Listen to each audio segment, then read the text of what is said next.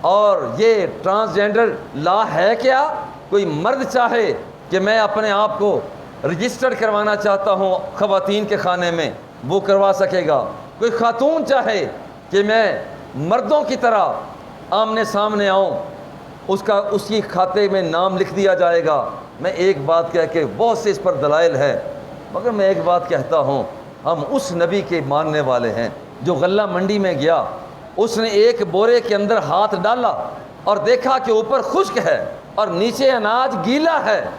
وہاں فرمایا من غشا فلیس منا، جس نے دھوکہ کیا وہ ہم میں سے نہیں ہے۔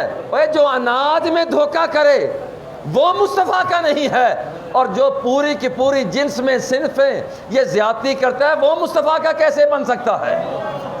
اور دھوکہ دیتے ہو۔ پارلیمنٹ میں رب ذوالجلال نے تمہیں اس لیے بھیجا ہے، آنکھیں کھول کر بصارت کے ساتھ، بصیرت کے ساتھ قانون پاس کرو۔ مرد مرد ہے، عورت عورت ہے، کیا تو یہ برداشت کرے گا؟ یہ قانون لانے والے ذرا غور کر، تو برداشت کرے گا کہ مرد اسے صرف ناف سے لے کر گھٹنوں تک کا علاقہ یہ اس کی عورت ہے، اتنا علاقہ ڈھانپنا شرعی طور پر ضروری ہے؟ کیا یہ قانون پاس کرنے والے تو برداشت کرے گا کہ تیرے گھر کی خواتین جب وہ اپنا نام وہ مذکر والے خانے میں لکھوائیں تو کیا وہ اتنا صرف لباس پہن کر باہر چلی جائیں؟ تجھے برداشت ہوگا؟